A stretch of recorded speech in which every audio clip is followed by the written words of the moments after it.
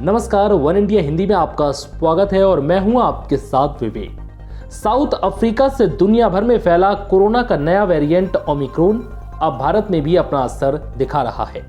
ये वेरिएंट करीब 100 से ज्यादा देशों में अब तक फैल चुका है।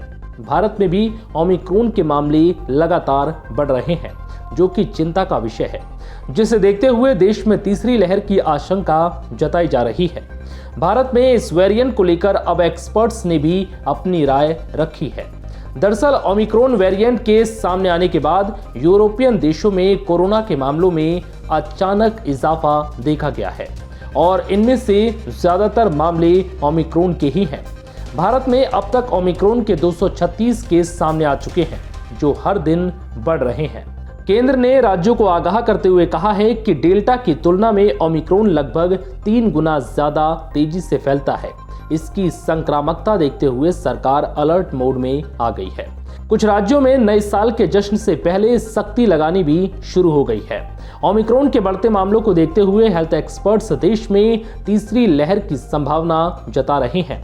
नेशनल कोविड-19 सुपर मॉडल कमेटी के सदस्य विद्यासागर ने ANI से बातचीत में कहा है कि भारत में अगले साल की शुरुआत में तीसरी लहर आने की संभावना है।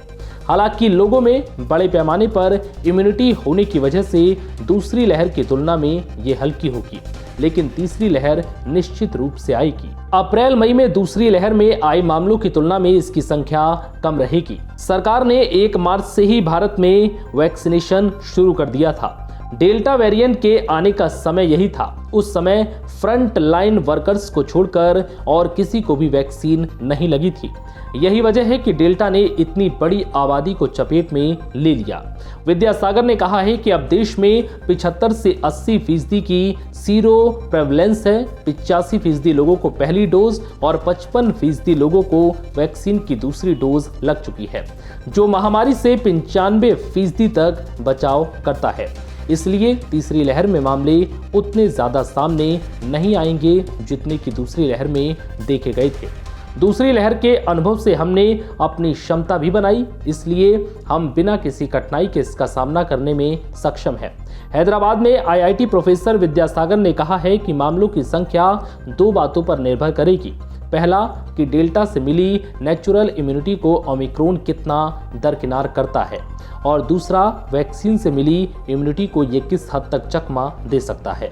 अभी इन दोनों बातों के बारे में पूरी जानकारी उपलब्ध नहीं है।